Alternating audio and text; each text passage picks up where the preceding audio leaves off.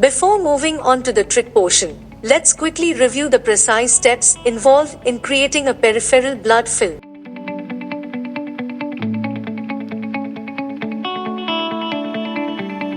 Hello and thank you for visiting MedSense. Sense yourself. Let's look at how to create a blood film in a lab.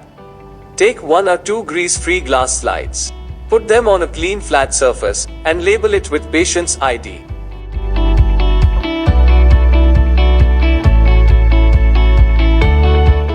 Now, you have to take 1 drop of blood from the patient's blood sample and place it on the slide as shown.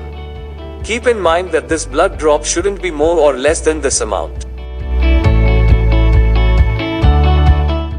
Take another slide or a spreader and place it in front of the drop. Then go backward to touch the drop of the blood and give time to spread the blood along the edge of the spreader like this. Now, go for a forward movement. You should move forward in a fashion that is not too quick or not too slow. That's it. Blood film preparation is finished. It needs to air dry for a few minutes before you can move on to the next step, which I'm going to demonstrate in another video regarding staining of smear. Link will be in the description box below. Now, let's go on to the trick section, where I'll discuss some tips for creating a good quality blood film in a minute.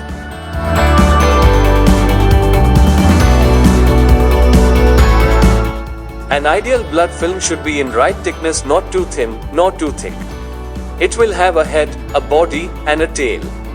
It should end about 2/3 to 3/4 of the way down the slide. The tail shouldn't be sharp like a bullet, rather should be gently rounded like the tip of the tongue. The smear must be continuous and uninterrupted throughout, and the end should be thin enough to reflect light like a rainbow. To achieve these criteria, you need to follow these points. Point 1. Check the spreader's edge. It shouldn't have an uneven shape. Point 2. To get a thin film, hold the spreader on the slide at an angle of 30 to 45 degrees.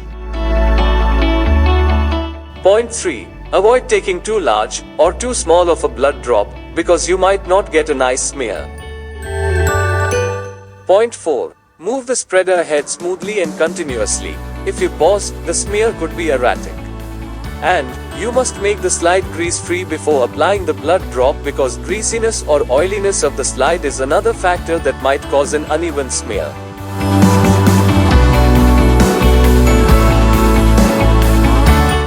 The fifth and final point is that you must consistently practice in order to become an expert at making a decent blood smear.